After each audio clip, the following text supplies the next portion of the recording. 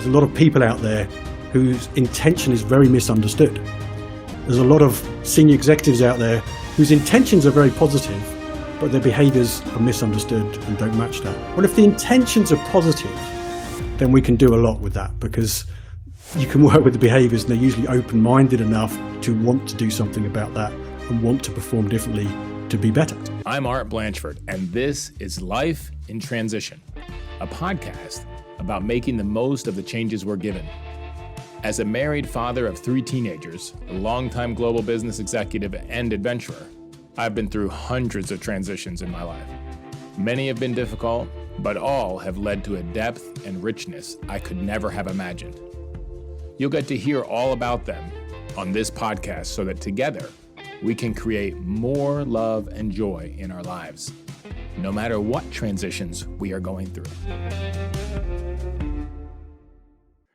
Welcome to the next episode of Life in Transition podcast. I'm really happy today to have my friend Chris Whipp with us. Chris is a friend of mine from the Midlife Transition Mastery Group that we have coming to us from UK. And he is a student of the human condition, a military leader, father, psychologist, author, and coach.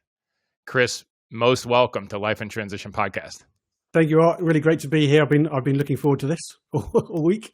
Yeah, me too. And it's been really fun to get to know you as part of our group. It's really been a pleasure. And I really look forward to those groups more than every time I get off them, I feel so much better. I feel so much better. I'm always a little nervous joining, and then I always feel so much better coming off them. So that's a good thing. So, well, you're definitely providing a great service. That's quite obvious from the changes in the people from those calls when we started, and also from the 90 minutes that we do it from the beginning to the end.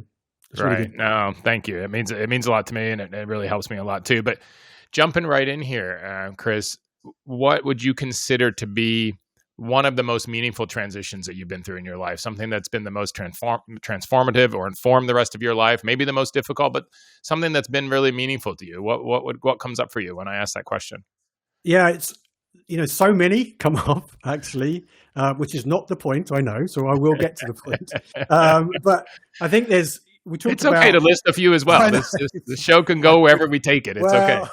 We're always in transition. So there's an interesting one, isn't there? But I think, you talked about the most difficult, the most meaningful, and the most sort of impactful, and all those sorts of things. I think the most difficult was leaving the military. Mm-hmm. It was a big step and quite an obvious one in terms of the change. The most meaningful was becoming a father. And then the most kind of impactful was my journey of self-awareness and self-discovery that I've been on. Unfortunately, since I left the military, I'd rather have learnt it 30 years ago. But that world of personal and professional development that you touched on a bit in the intro, although, of course, part of that has been leaving the military and becoming a father, it all overlaps. But they're very different but intertwined, as our lives are. But there's been so much in there to unpack that hopefully is useful for me going forward, and really hopefully for other people as well. One of them resonated with me the most, but it's more important which one's resonating with you, Chris. Which one of those 3 is resonating with you the most right now, that you feel the most connected to right now? I feel connected to all of them. The leaving the military was so long ago now. It was, a dozen years ago. It feels like a long time ago. And I think I've been through so many different transitions since then, certainly in different roles and jobs, but also raising more awareness. But of course, that is an important one, because a lot of people who you talk to, and I know that enjoy your podcast, are thinking about that midlife transition. I know we call it that, but we're sort of talking about midlife crisis, aren't we? And, different words, but yeah, what it used to be called, a midlife crisis. But the one that's really resonating with me is this: what you talked about the personal development journey that you've been on, the awareness. And you use that word a lot, Chris, in our calls. And I love it because it hasn't been tainted with a lot of other types of meanings yet. It doesn't have a lot of baggage for me yet, awareness.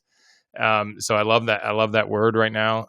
So what has that journey been like for you to unpack, to become self-aware over the last dozen years? What has that been like?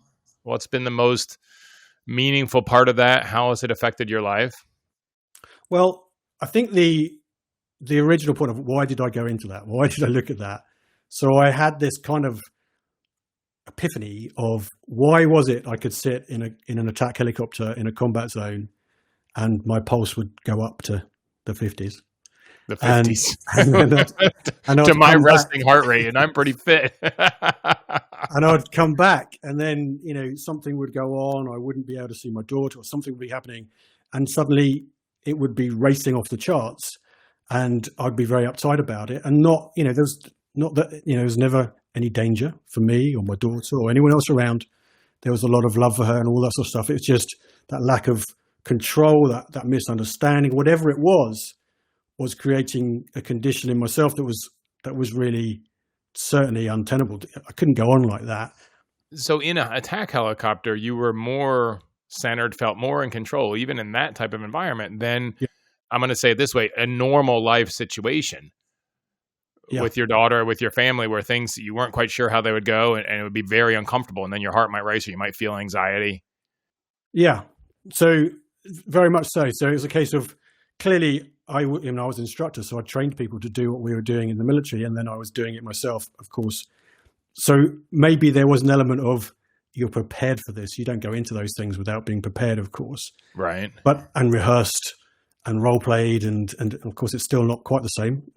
No plan survived contact with the enemy, as we say. Right. Right.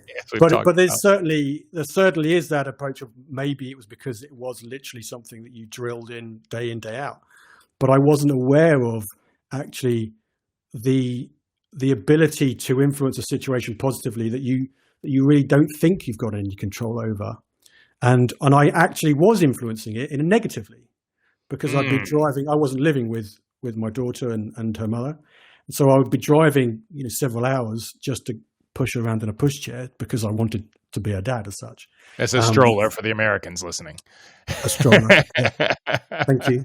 So that was, I would build my own anger or anxiety or pressure going up. So of course, when I turned up, I looked like I was looking for an argument. I looked like I wasn't there. So I was standing at the door ready for it. And that's not healthy for me or anyone else.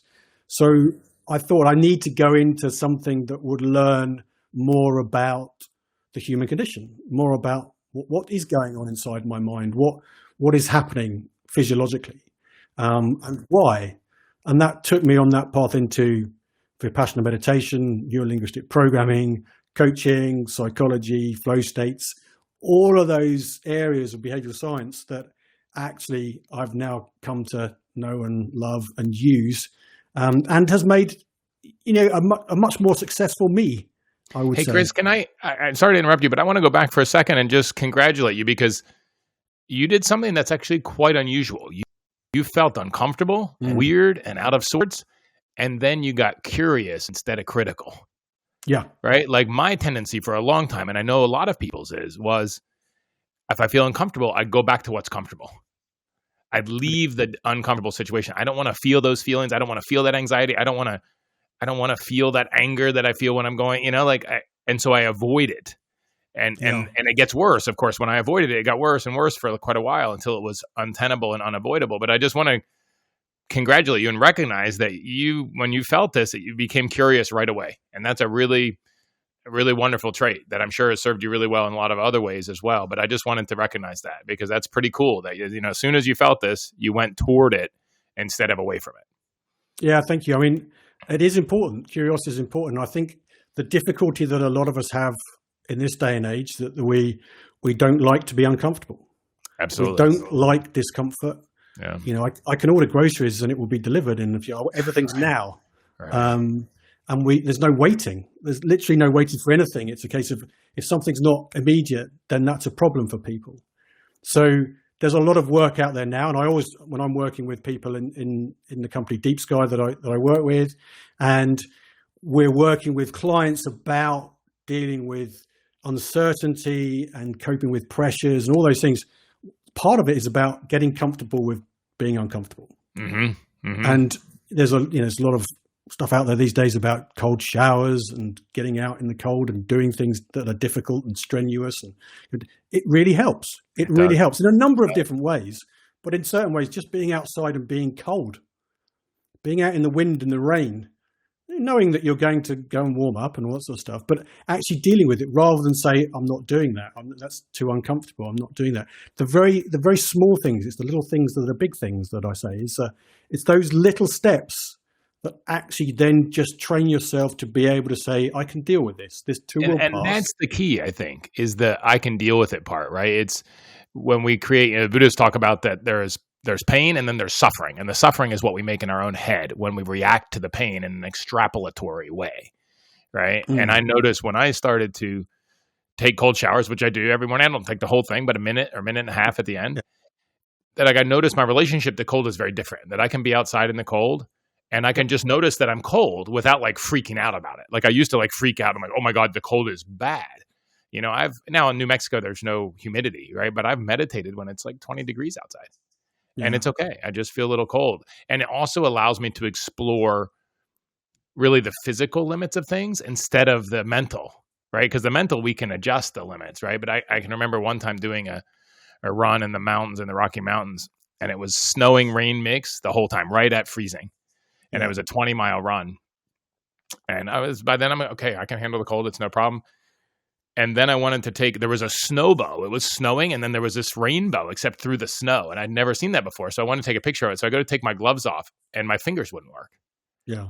And I said, wow, there is a limit of how, there's a limit. And then I thought, this could actually be dangerous because I need to be able to use my fingers. So then I just, stuck them in my armpits as I'm running and kept going. And after a few minutes, I could get my gloves off and take a picture. But it's interesting I never would have been able to approach sort of the physical limits if I had been stuck in the psychological limits. In that, the cold is bad or whatever the case is. So I think that is really, wonderful to be able to recognize that a little bit of discomfort is perfectly acceptable and actually makes us stronger and makes us more adaptable. It was my financial advisor actually who told me years ago, he said, the people that have the best life, the people that have the most successful life are the ones that can handle the highest degree of uncertainty. Yeah. And that's what you're talking about, being able to go into situations without having to know the outcome and know that somehow you can handle it anyway and keep your equanimity anyhow. Well, life is uncertain. It just happens to be. And that's the good thing. It's just a bit about people are always concerned about too much pressure and stress and stuff. Well, a little bit of stress is good, a bit of acute stress. Yeah. The system works very well in that situation. It's when it's sustained, prolonged, and not processed and all those things that the problems arise. So recognizing that, but recognizing your own physiology and how you deal with things and being curious about that and not judgmental is about, well, why did that happen? What was that about? How can I change that? What's it doing for me? Some people have what they would term bad habits, but it's not really an issue for them. Well, if it's not an issue, it's not an issue. But when it becomes an issue, then it's about, well, what can I do about that? Why can't I change that? Or what could I do differently, which would then give me a different outcome? And it's about that intention, I think, being deliberate about what is it you intend to do. There's a lot of people out there whose intention is very misunderstood. There's a lot of, obviously I work in the leadership performance world. There's a lot of senior executives out there whose intentions are very positive, but their behaviors are misunderstood and don't match that. Well, if the intentions are positive, then we can do a lot with that because you can work with the behaviors and they're usually open-minded enough to want to do something about that and want to perform differently to be better. Right. So how did you give yourself permission to dive into what was uncomfortable? Like that seems to be unusual. Like there's not a lot of people that I meet that go toward the discomfort. Where did that come from? Where, like in that thought process, even if it's back standing on your ex-wife's doorstep or whatever the case was, when did you give yourself, when you're coming out of the military, when and how did you give yourself permission to go toward the fire instead of away from it? What inside you drove you to that? Because I think that's where I got stuck for a long time. And I think a lot of people get stuck there. And maybe that's something that's worth unpack a little bit. I think, well, first it wasn't an ex-wife. We weren't married. So just clarify that one. Okay. But I think some of that is an ingrained attribute, but I think it is something that can be learnt through going through other situations of discomfort. One assumes, now you say that you weren't like that then, you certainly are like that now. Yeah, that's true. That's true. Yeah. So it's a case of actually by going through and recognizing these processes, is the step. I mean, I do a lot of training for personnel on emotional state control. The first step to that is emotional awareness. It's about recognizing, how am I feeling, labeling it, where am I feeling it? What's that trigger in me that goes off that tells me I'm about to change my state for the negative? For instance, those who have anxiety or those who get angry often assume that, well, that's just me. I'm going to get angry in those certain situations. But that's, of course, not the case. But if you recognize where it starts or where your first indicator is, I keep pointing to my stomach because that happens to be mine, where the indicator will start going and feeling that. If you're aware of that, that's when you can interrupt that pattern and do something. Instead of, I'll pick on myself. Instead of reaching for that health bar in the cabinet when I'm nervous, I should check in with myself. Hey, wait a minute, what am I feeling right now? Or instead of reaching for that drink, after a tough meeting at work, to check in. Hey, what am I feeling right now? Before I take some patterned action that is in some way or another dissociating from that feeling, like trying to hide or mask that feeling. Absolutely. So avoiding. So, cognitive behavioral therapy always talk about the avoidance and all those sort of criteria and what we use as a crutch, if you like, to support ourselves, which is fine if it's something that's good for you. But if it's something that isn't, like you mentioned, drink there, I'm assuming you're meaning alcohol, not a glass of water. If that's the case, then there is, the science is pretty clear on alcohol. There's nothing good about it for you. It doesn't do anything good for you. But it fools you into thinking it's doing okay, because it fools you into thinking that there's some sort of reduction in stress and all those sorts of things. And I want to challenge, actually, Chris, even what you said, like even if it's, you said, well, of course, unless the pattern is something that's good. But I think that things that are good, if they're used to hide emotion, to avoid feeling, to avoid awareness, it's still not good, actually. I think the intention and how it's used is really. And I'll give again another personal example. I mean, I'm a workaholic, or I'm a recovering workaholic now. So I did good things. I ran big businesses. I was a very hard worker.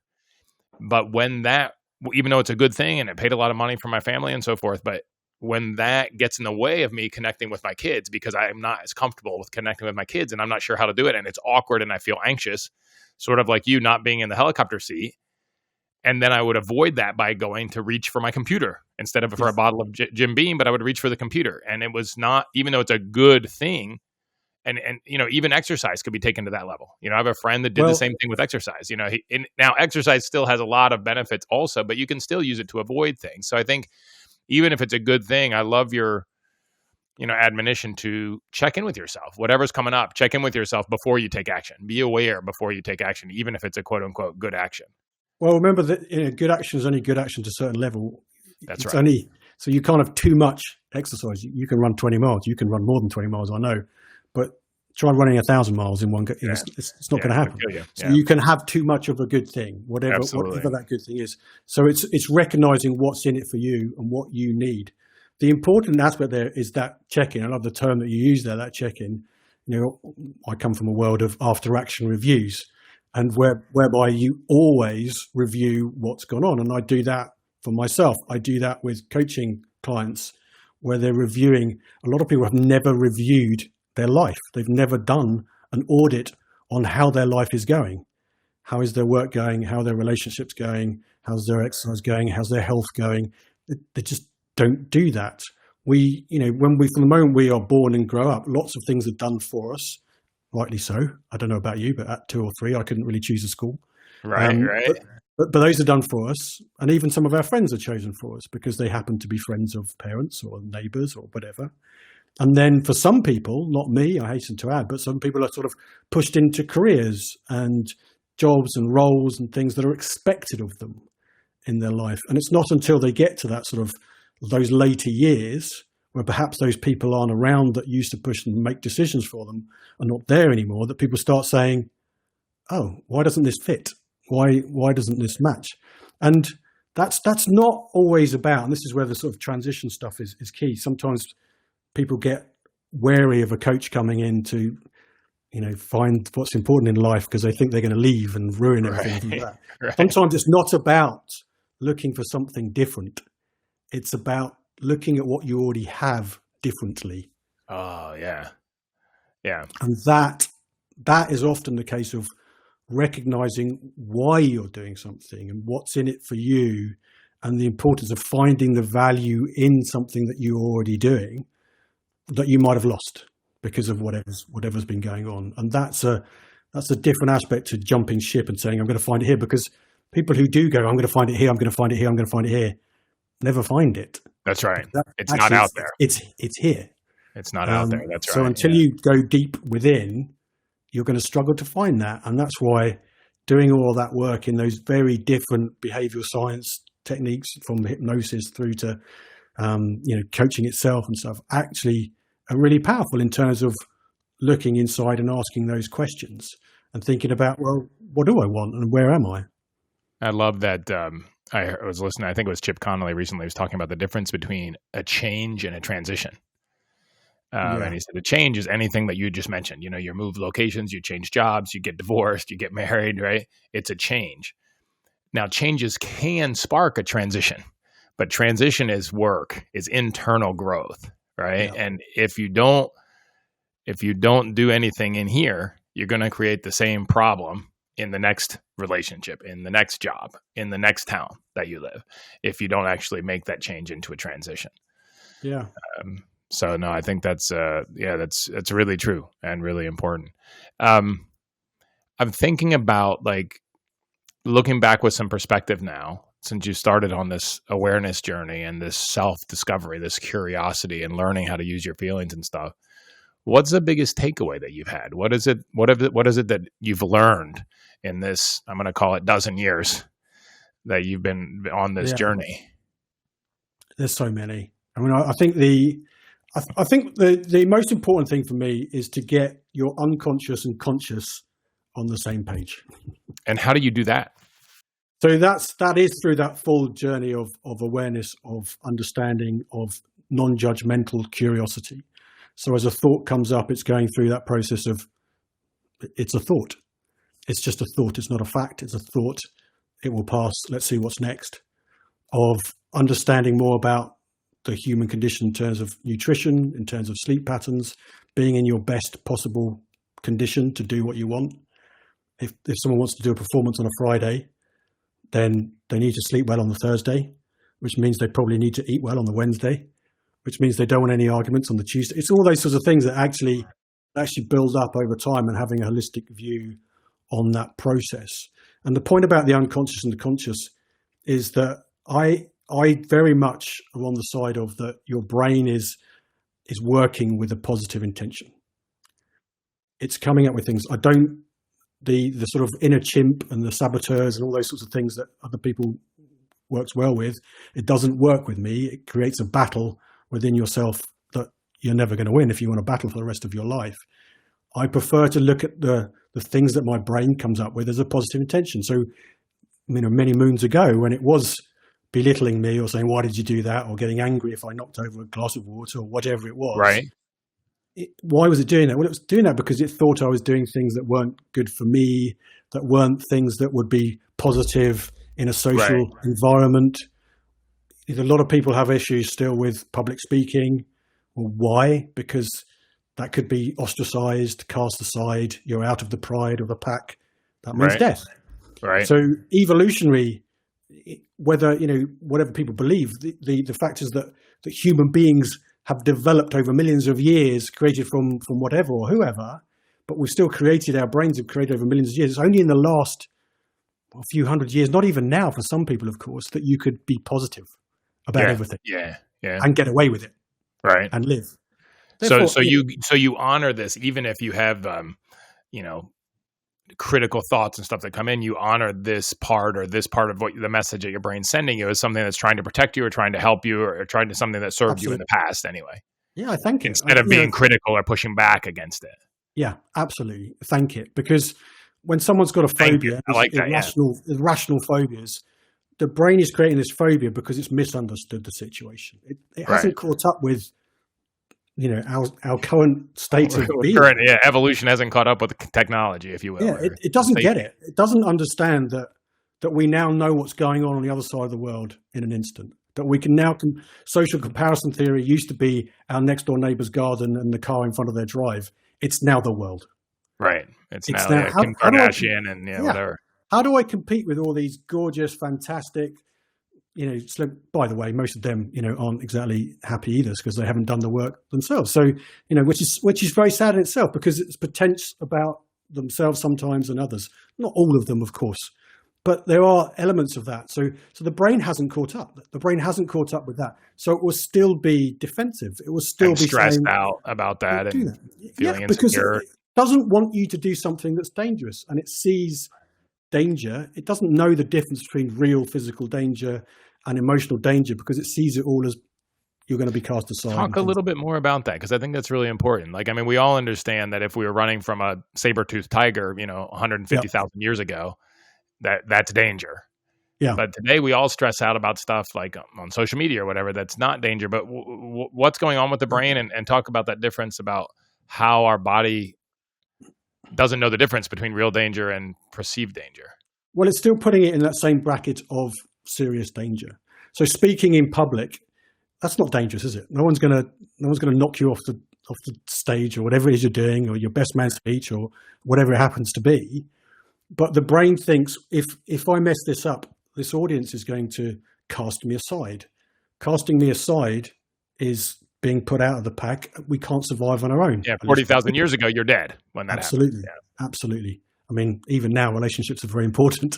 Oh, absolutely. Absolutely. But the point is, it was vital. You couldn't survive on your own.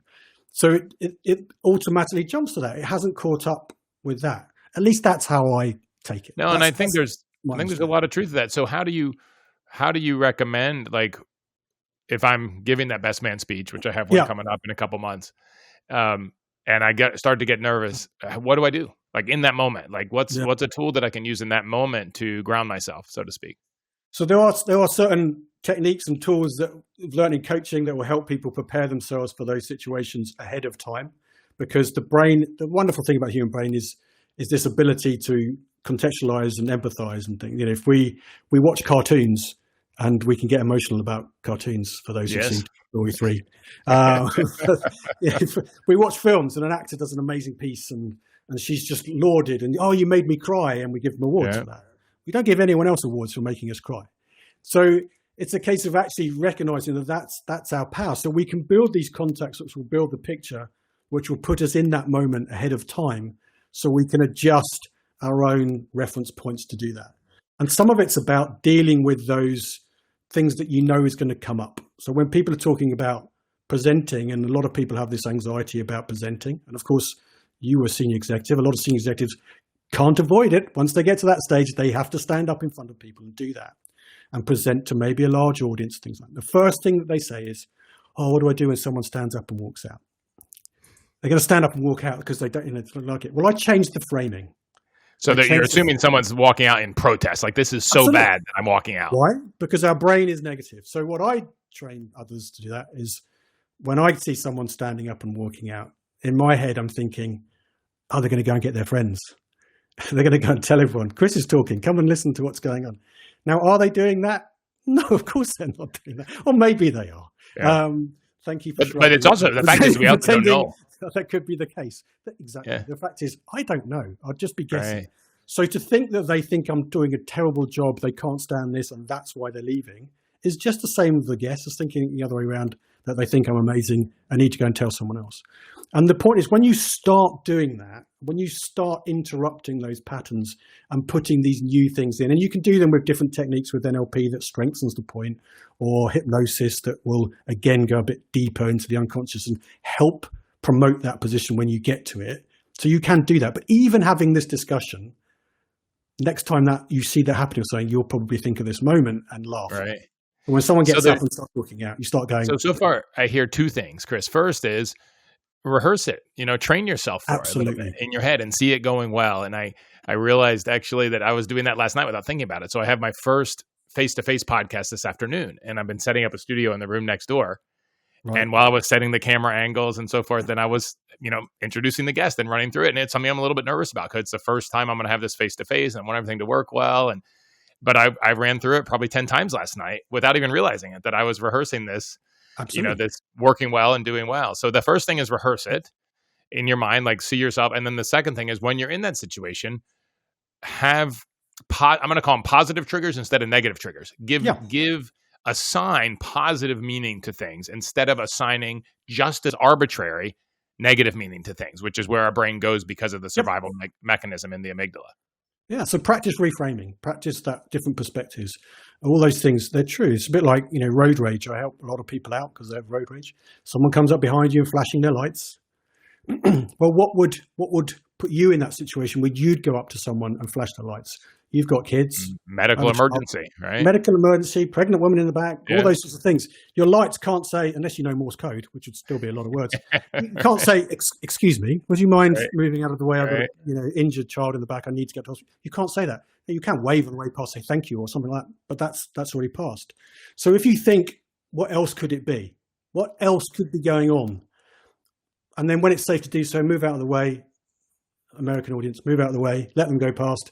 And do that sort of overtake on the other side and all those things. But actually let them go past. And then if it turns out they are just a bad driver and all that stuff, let them go to the scene of the accident that doesn't involve you. Yeah, that's right. But that in that way, you've just let it go. You've dropped it. Whereas if you create that anger, and it's amazing how different personalities can happen in a car. I don't know why. I'm sure there's a study on it where they'll suddenly be swearing and shouting and all those sorts of things, suddenly think they're immune to all those things and invincible. But if you do that, you then take it with you. Right. When you get to the office or when you get home or wherever you've gone, you've still got it with you. And you then need to learn how to process that. Whereas if you just let them pass, as frustrating as it can be sometimes, so what? Yeah. So it's those things. It's being able to reframe those different situations and asking that, so what? What else could it be? What's the different perspective? What's a different way of looking at it? And it's practice. So whereas my brain used to come up with all of these, anxious things or annoying things or why are you doing this things or belittling thoughts. Right. It now very rarely does that. It very rarely, I say it's still part of me. Right. So weird, but it's, I have this is why this unconscious conscious connection, the closest you can get that is the closest you get to that internal dialogue being on your side. Because it always was on your side. It was just misunderstood.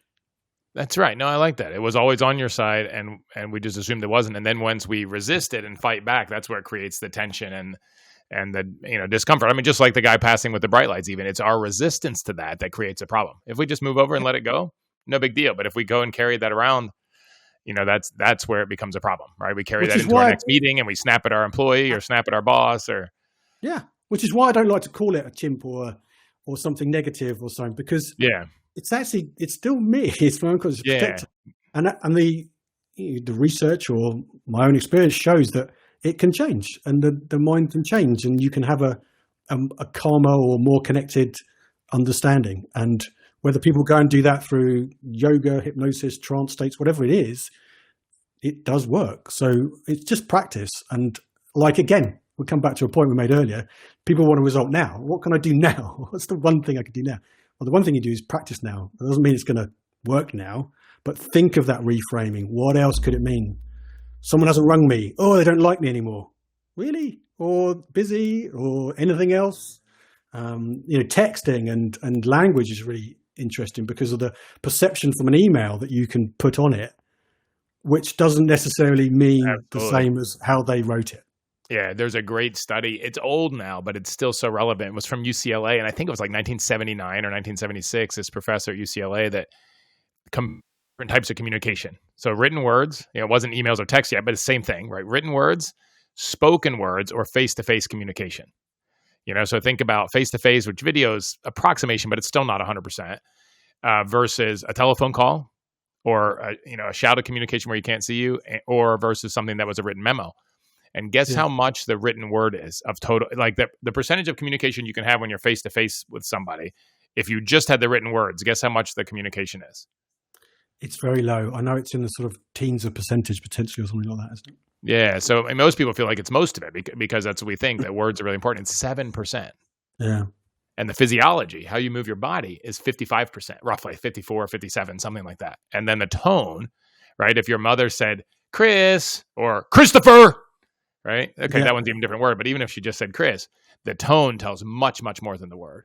And that's where with texting and email, yeah, okay, we're trying to approximate it with emojis, right? We're trying to put some emotion, we're trying to put some tone on it, but still it's only 7%. So it leaves 93% up to interpretation, how we interpret This it. is why. Right? This is why when I help organizations and leaders with communication, the most powerful stage you can get to is that open communication where you can have a discussion, where you can ask, where you can do that confirmation of understanding. Did you get that? Yes. And they can come back and say, I think you meant this. And I think it's like, well, actually, no, I didn't. So there's all that sort of aspects of, there's a lot of companies that do this anonymous surveys. It's like, well, why is it anonymous? Well, because we want them to feel comfortable. So why do they not feel comfortable saying what they want? What's happened there? Maybe you should go after that than the anonymous. Yeah, idea. and how do you check for understanding if it's anonymous as well, right? Yeah. I mean, you can fill out a bubble on a 1 to 5 for sure, but you can't check for understanding very well. I mean, the comments. Yeah, exactly. So it's really key to get that understanding within communication right, because everything we do is communicate. I mean, NLP talks about you cannot not communicate. Oh, that's Again, right. A lot of things where people forget that if you're not talking is not communicating. People will take from that.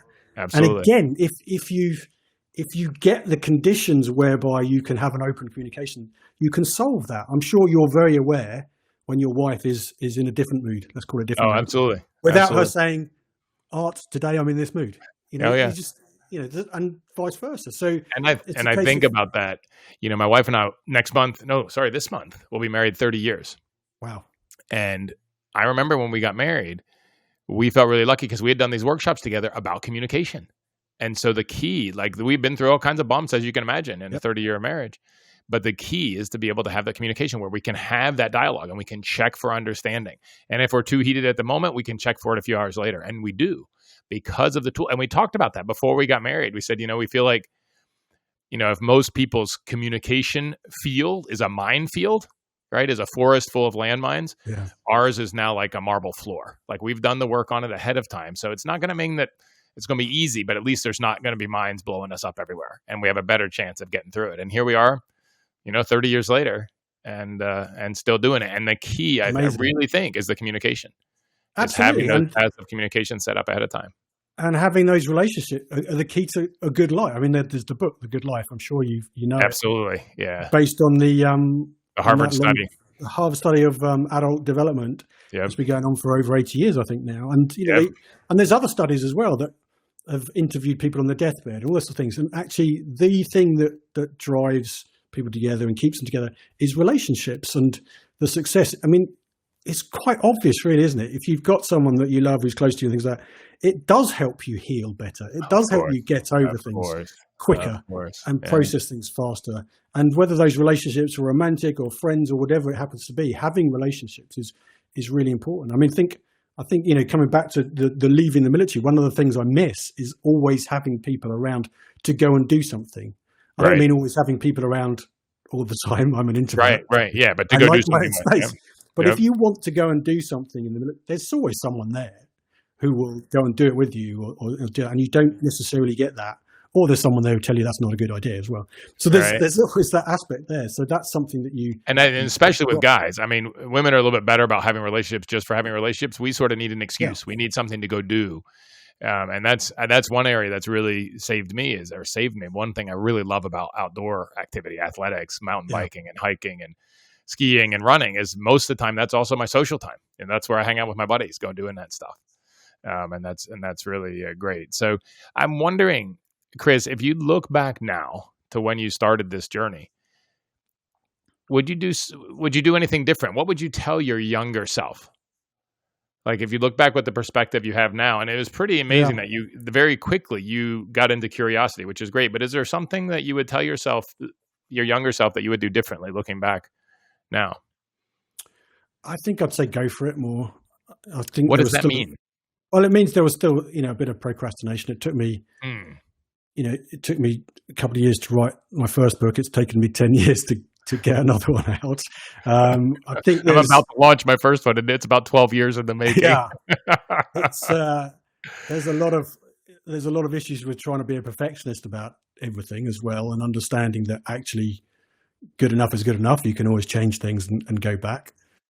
So there's So definitely go that for it element. more. Like, go ahead and take action, and don't be as much of a perfectionist. Like, just Yeah, take action and iterate. just do something and see what happens and go with it. And it's probably the right thing, but if it's the wrong thing, you can turn it into the right thing. Whereas Right. doing nothing, you don't learn anything. Which sounds harsh to myself because I didn't exactly do nothing when I left, but I still feel that sometimes it was like, you know what, it's going to be fine, and you'll get through that. I think a lot of people think about what's success for them, and I very deliberately defined my success criteria for that next sort of 10-year period as being a good father, and that was it. So anything that would take me away from that and living abroad or doing these other jobs or living in the city and earning loads of money, all those things, they wouldn't necessarily be the good father. You can't get back those years of a kid. So just being close and being able to meet them from school every now and again and seeing them at weekends, all those things, actually that was my success criteria. And of course, the only people that can judge whether you're a good father is, I would say, the child most of the time, but yourself as well a lot of the time, because even sometimes they will not necessarily think you're being good father because you're Yeah, no, that's right. Yourself, other people involved in raising the child, other friends the child has that you're involved with. Yeah. So it's actually about thinking about, and one of the tips is think about who matters to you and whose opinion. Michael Gervais has written that book recently on In Fear of Other People's Opinion, and he's absolutely right about how people are affected. What was his name? Michael Gervais. Michael Gervais. Okay. Yeah, and it's really key. It's about, and I think there's more to that aspect of choosing whose opinion matters. Not it's not about disregarding everyone's. It's about thinking about yours matters because of what reason or that. You can still listen to anything that comes up, but in this world of trolling, I think it's termed right on the internet, where people will just say whatever they want because they feel safe behind an anonymous screen. Why would you listen to that? And again, a lot of the people that I work with in the coaching world, they listen to other people's opinions, or they imagine other people's opinions that will stop them doing what they want. And it's about, find someone that you trust and then value their counsel and use it and think about what does that mean to bounce off of ideas off of each other, because having that sort of ability to connect with people and have that discussion is really key. And I think one of the things I would say to myself back in the day is get out more. And I don't mean get out more in terms of drinking or whatever. I mean, get out, socialize more, network more. It is tricky as an introvert. It's still not easy for me. I have to put myself into that mode when I want to go and network. I thought twice about joining your group when our good friend Dal recommended, because it's like, well, do I want to do all social things? And I've got such great a benefit from it as well, just connecting with people. But that is something I would have said to myself back then, to say, you risk it more. Go out and talk. Go for it. Risk meeting people. Risk getting started. Don't have to be perfect. And I love what you said about the people's opinion too, because that's one thing that really drove me. And somewhere I heard it, and I just looked in my wallet to see if I could find it, and it's not there. But there's some book I read said, cut a 1 by 1 inch square of paper. Yeah. And think carefully and write down the names on that 1 by 1 inch, one side piece of paper, of the people whose opinions matter. And value those a lot. Seek those counsel a lot before you do things. That's a great tip. Don't value anyone that's not on that piece of paper. It doesn't matter what they say on Facebook or Twitter, or even the neighbor or the work colleague or whoever. If they're not on that piece of paper, let it go. And for a long time, I had that in my wallet, this little 1 by 1 inch piece of paper. And I was just thinking about it. And it probably would be a little bit different now than when I wrote that some years ago. But most of the people are the same.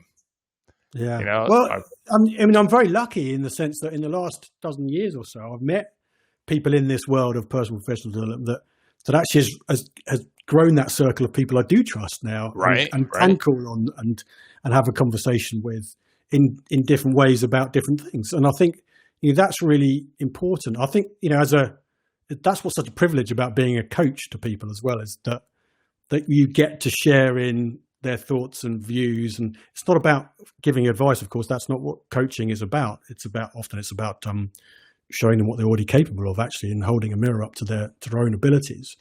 But actually, it's about learning and feeling that other people are going through that sort of stuff as well and stuff. That's one of the great things about what you're doing, is raising that awareness. And in terms of that midlife transition aspect, is that so many people have those same thoughts. I run a cohort with C-suite directors, and what's really valuable is when someone brings up an issue and everyone goes, "Yeah, me too." Right. Oh, And yet we all think, most of us, I thought I was alone. I thought if I brought these things up, that I would be ostracized, that I would be cast out of the pack and would die. Right. That's the way I felt about it. And then when I started to have the courage to put it out there a little bit, all of a sudden people that I never would have thought would be asking the same question or say, "Hey, can we have a conversation? Because I'm feeling the same way." Right. And so no, that's really it's really important, because how is it that in the civilized world, if we can call it that suicide is so prevalent, and it's just ridiculous. I mean, from a military point of view, and all the veterans that go through that, we're doing the enemy's job for them, in the sense that that's what's happening, and it's so sad. And actually, of course, in the moment, they feel there's nothing else there, and that no one else is around. But of course, there is people who care. People do care. I mean, the leadership approach that I profess about is all about compassion. It's all about caring, and there are a lot of people out there that do that. But sometimes it's very difficult to show that, or even be aware that that's even out there.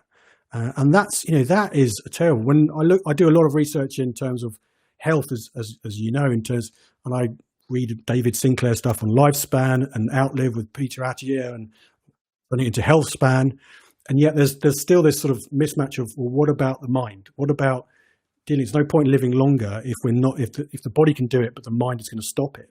There needs to be additional support there, and there needs to be additional process. And this is why I'm so passionate about leadership and performance, and judging leaders or senior executives. Of course, they're not all leaders and managers and things like that, about their impact on their human beings that they're responsible for. Because the profit and loss is important, of course, but there's no point in running an amazing program with a dozen people if half of them have then left and the other half were off sick. But you still get your bonus because you succeeded.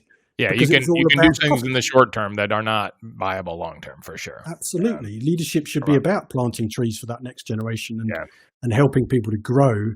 And until that performance measurement is added with that, well, how are you dealing with humans, and how are they dealing with you, and how is it going to go on? And of course, that's good for business. People who work, who want to be there, who feel valued, who are thriving, who are keen and energized and active and interactive and collaborative. Guess what? They do a good job. Absolutely. So actually creating that makes business sense as well as moral sense, if that's the term. Absolutely. So I got a question for you in that vein, where you're talking about leadership and so forth, like this transition you've been through. I'm going to call it your self-awareness transition, but how has it affected your key relationships? Like when you look at your own life and reflecting on these key relationships, how has that affected your key relationships, this transition that you've been through? Well, I mean, I value them more. So I don't have many friends. That's probably not fair, because when you're ex-military, it's just like you'd have to see someone for 10 years, but when you see them again, it's like there's been no time in between. So that's kind of not fair. But I don't have many close friends as such. But the ones I do have, we're very loyal. We might chat a lot. We want to see each other that much, but we still talk a lot and things like that. Right. So the value on those relationships is really important. The value on the relationships with my daughter is really important. How old is she now, Chris? She's 18 now. 18, same as mine. Wow. Going on 35. She's very good. She's great. But it's those that are important, and they're very deliberate. So I've made some very deliberate decisions in her life about how our relationship would be. She's never lived with me as in full time. She's obviously lived with me because my home is always her home, and she always has a room in wherever I'm living. But it's always been her home as well. It's always been, it's good that you're here. I mean, I remember once she knocked over a glass of water and was like, I've knocked over this water. And I said, well, A, it's only water, and B, so what? At least you're here. It wouldn't have been knocked over if you weren't here. And there's plenty of days you're not here, and it can't be knocked over. And our kids are very clever, and next time they do something, they say, "At least I'm here." It's like, and they learn that aspect. But it's those, valuing those key relationships are really important. I really enjoy times, just when I see my brother, as they're saying, and catching up and finding out what they're doing, what they're up to, and just, remember we went through COVID and all those sort of things as well at the time of lockdown. And those moments of, just having a coffee with someone are really valuable to me. Right. So I was just saying, so as a whole, like if you compare the quality of your relationships, it's clear that you see that they're really important today. If you compare the quality of those relationships before you started this inner work, this self-awareness, to where the quality of the relationship is today, how different is it? Is it a little bit different? Is it very different? I think they're more deliberate and deeper. That sounds false, but I'm recognizing the influence that my behaviors have on a relationship. Okay. So you have deeper relationships, more meaningful relationships, more meaningful connections now. But I also, in the same token, I stop the ones that aren't. But that's right. But that also takes courage to do and makes sense. Yeah. There's not much chance of me being married for 30 years, considering I'm still not married in my 50s. But I'll go for that, Art. You can still make it. You can be married at 85 and still be all right. I can still make it. But actually, there's an element in that because I value romantic relationship is really important in life. That's the one thing that I clearly haven't been that good at keeping hold of, because maybe I get impatient, or maybe I recognize when it's not working. It's like, well, that's not working. So there are elements there that actually being open, and also I am very open and honest and upfront about my life, what I'm going through, what I've been through, all those sorts of things. And some people aren't ready for that, I don't think. Some people, that's going to scare them off. Yeah, sure. Yeah. Well, I have a very unique situation where I am a best man on the same day this summer that my son is a best man. Wow. In a wedding. And it's my I call my brother cousins getting married in June.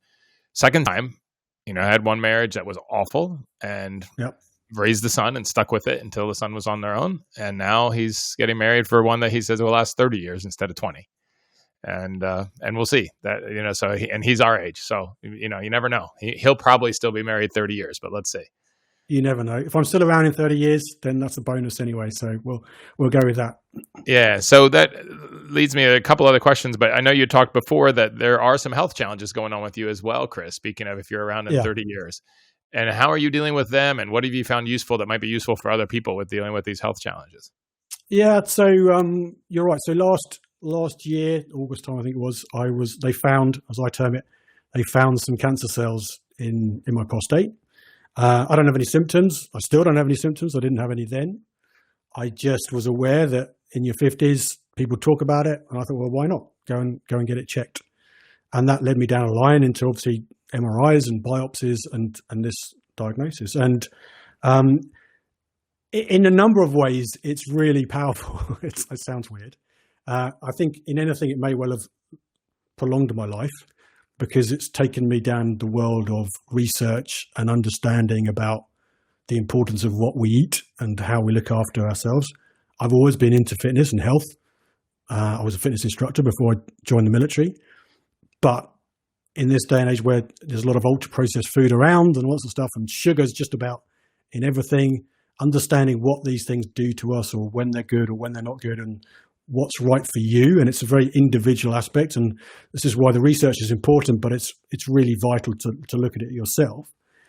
Has been really an interesting journey. And I think the one thing for me was the validation of, if you're training people to deal with uncertainty, you better live your own philosophy, I think. There you go. Yep. So being able to sit there and listen and have a surgeon tell me you've got cancer and we think you should operate in the next 6 weeks, and be able to be prepared for that, because of course you've gone through a number of different tests to get there. So it's always an option. And if someone phones you and says, do you want to come in for a chat? They're not going to come in for a chat to say, hey, everything's wonderful. Yeah. Just wanted you to come in and say, things are good.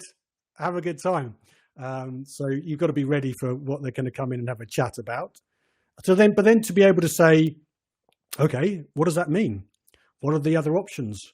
Thank you for your opinion. What are other opinions? What are your view? And you have to recognize that, doctors are doing the best they can do with the knowledge they've done and the training they've got. So if someone's a surgeon, they probably will promote surgery.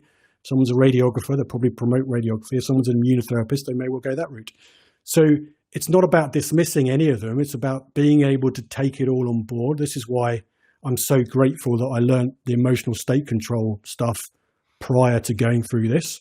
Because imagine if your brain's not online, if you're dysregulated, Absolutely. then And how this is can the you problem. process all this very new and complicated information, right? So this is it. So a lot of conversations I've had since with people who've gone through this or been through this have not been able to process it or not being able to deal with it, not be able to think about what's best for them, what's right for them, and just listen to the first person that told them something, or believe everything that they read, which again, not to discredit what's out there, because obviously everything's got, empirical evidence behind some of it, but it just doesn't match certain things. And there's lots of contradictions out there. So you need to be able to do your own research and think about it for yourself. For the first several days, it obviously came up a lot in my head. Of course. This is what's going on. This is what, and of course you then get to that, well, am I going to be around in 5 years, let alone 10 years, 30 years, whatever? Because all of the data is, you've got the same survival rate for the next 10 years as someone who has it out, and all those sorts of balancing acts and things. But people don't take into account you specifically, because it can't work that way. We have a health service that has to be there for everyone at certain stages. So you have to be able to take on a lot of it yourself and think about, what's my situation? I mean, my first thought was, I can't have an operation in 6 weeks. That's when my daughter's joining university. That would be very difficult for her to settle in while I'm going through that. I've also started this new business recently. I don't want to let down the people involved in that while I'm doing this as well, who were amazing, by the way, by saying whatever you need, who as well, the group at Miramar. And it was really fascinating to be able to deal with that, but also be able to say, I'm okay. And now there are days when I almost forget that Right. And this again comes back to the framing. It's not I don't say they found a few cancer cells in my body, in my prostate. I don't say that lightly to belittle that, yes, technically I have cancer, but there could be cancer cells in my toe. I just don't know about it. I just haven't had that. I'm actually very lucky to know, because I can have a plan. I've changed my diet. My PSA score has come down since. Yes, it could go up again. We'll see what happens. So I have a plan for doing some kind of operation should it come to it. But we're actively monitoring it, and that's there. And I think that the prostate cancer is still a very big killer. It's the second biggest killer in the UK, behind, I think, lung cancer. It's I think the biggest killer cancer-wise worldwide, because it overlaps with other areas. And actually, the point is that there is something you can do about it if you know about it sooner. That's the key, right? I mentioned to you off air that I had Howard Brown on, who's very involved in Town and had stage 4 prostate cancer that he didn't see because he didn't get screened, right? And now that's his big thing, is to get screened, because if you know about it, you can take action. If you don't know about it, that's where it gets so lethal, is when you first have symptoms. Like you said, I didn't have any symptoms. I still don't have any symptoms. Yeah, but you're managing and proving it already. Yeah. If I hadn't been told, I still wouldn't know I have it. Right. So, and this is the danger in it. But I have that choice. Could I have had it removed? Absolutely. I could have done other things as well. But I have that choice. Whereas if I'd left it or not gone test, people are very reticent to go and get the exam because, the DRE, as they call it, another TLA, a 3-letter abbreviation for digital rectal examination. Someone's going to put their finger where you might not want them to do that. Right. Well, better than dying. Now, actually, maybe, that wouldn't have been another thing we talked about in the beginning about the opposite of self-awareness. It's avoidance. It's, I don't want to feel that uncomfortable thing. I don't want to think about my death. I don't want to think about being, so I'm just going to avoid it. It's just more comfortable to avoid it than it is to face it. Absolutely. And this is where, this is why the aspect of people think, well, I'm not going to get screened, not necessarily the digital exam, but even doing a blood test or an MRI. It's like, I don't want to know. It's like, and the thing is, why people say they don't want to know, because they're saying they don't want to know they're going to die. Well, actually, the chances are you're going to know that you can do something about it, not that you're going to die. Yeah. Because the chances are, if you were going to die, you'd already have some pretty severe symptoms, potentially, maybe, I don't know. But actually, screening is really key to just having that knowledge, but being able to be emotionally regulated And in that moment, and get a coach, get a friend, get someone to support you through that process. So we're going to do this, and we're going to do this together. And whatever the outcome, we're also then going to think about the different options that we do. Because if you don't find out, then your options become that you might have 5 options now. In a year's time, you might have 3. In 5 years, you might have 1. And in 6, you might not have any. Right. So and I think the other thing, the better. no, absolutely. And there's nothing bad that can come from knowing, right? And the other thing that I think though is beautiful, what you said earlier, Chris, is that, the fact is we don't know if we're going to be, and none of us know if we're going to be around in 5 years or 30 years or 5 minutes or 5 days, right? We don't know. Yeah. And so actually reminding us of that makes life more vivid, makes life more rich, makes us more self-aware, and instead of the opposite. Like pretending that we're going to live forever is a way of living in a kind of fog. Whereas Absolutely. knowing that, I try to, William Irvine, this Stoic philosopher that I like, he talks about last time meditation. Like I really try to think about a lot. Like this could be the last time I do a podcast. I love doing podcasts. This could be the last time, right? When I'm tired and it's late and I think about going up to hug my daughter goodnight. And this one's really coming up because she's leaving to go to UK for university and I won't see her a lot, right? This may be the last time I get to give her a hug goodnight, right? Yeah. You never know. So to really value those things, I think about that when I'm skiing. I love skiing and there's a real possibility there. I'm in my 50s. If I hit a tree, that may be the last time I get to go ski, even if I live for 30 years after that. Yeah. Right. And so and it helps me to enjoy things so much more. So, life is terminal, life is finite, and being aware of that will make it longer than actually make it shorter and more enjoyable. I think a lot of people avoid that because they think it's going to make it a downer, but it actually makes it more enjoyable, makes experiences deeper and more rich, more vivid. Well, I'm very lucky. I mean, I've had a life that, has had danger in it, obviously. And right. I'm very aware of the value of life, and being in different conflict zones around the world and working in the world of our ambulance and helicopter emergency medical services and seeing the amazing work that paramedics and doctors do when some people are having their worst day and they've got to have their best. I'm very aware of the value of life and the aspect of, there's a lot of talk, I guess, a lot from veterans about post-traumatic stress disorder and the issues that come with that. There is also post-traumatic growth. That's right. There was also, very well documented, and people can have both as well, actually. As well. Yep.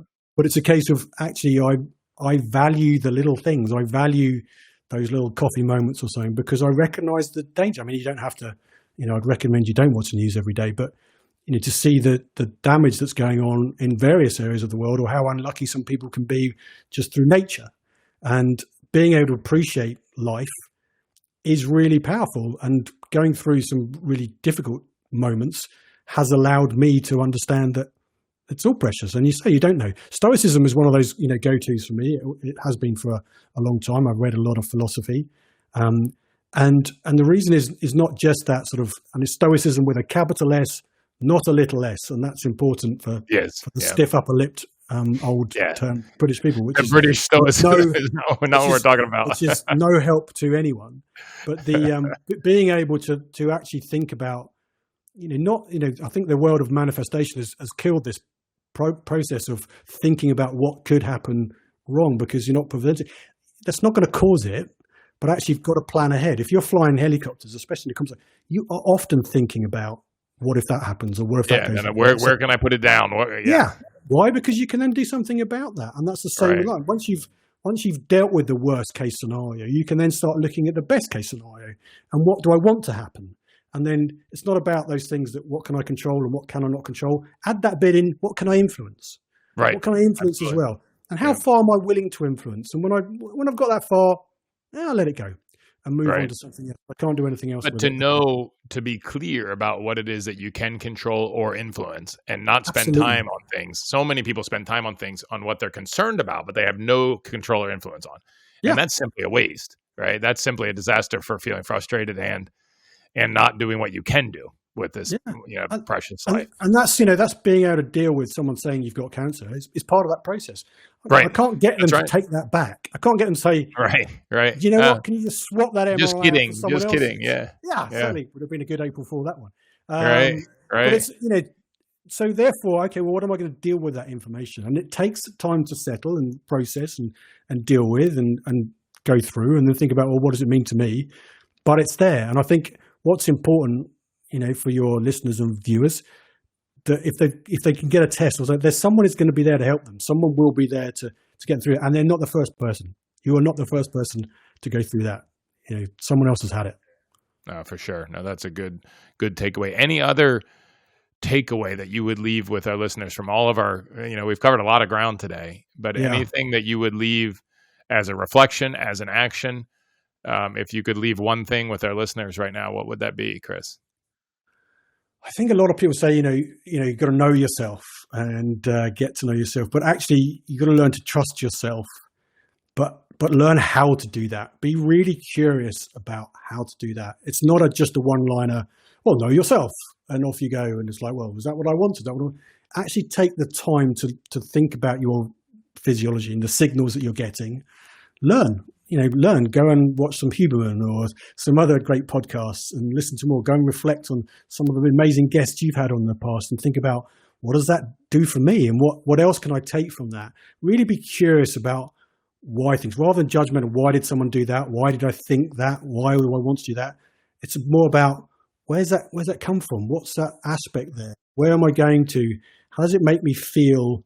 Is it right? So be curious about the feelings and the sensations you have in your own body, in your own space, and start to be curious about that and learn about that. And from that and learn to start to trust.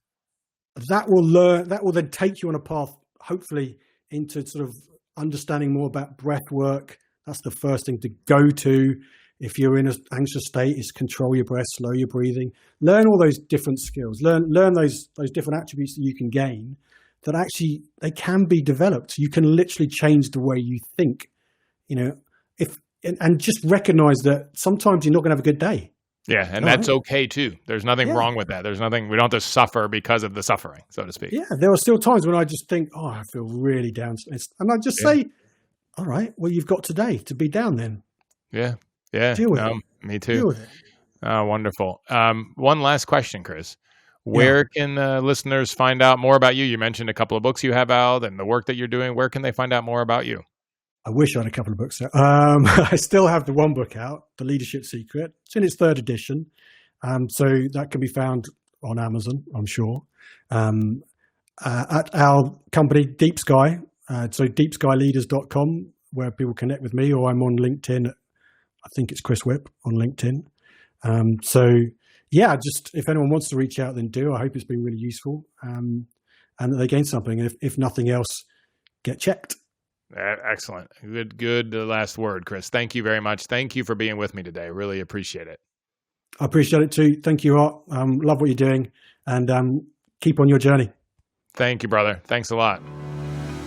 I can't wait to hear what action you are taking.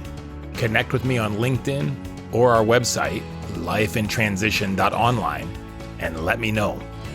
Let a friend know too. It could be a huge encouragement to them and keep you on the track. Thank you so much for joining me today. Make sure you subscribe wherever you listen to podcasts, and it would mean a lot to me if you left a review and shared this episode with a friend. If you want to learn more about me and what I do when I'm not podcasting, please visit me at artblanchford.com. Thank you for listening. Together, let's make the most of life in transition.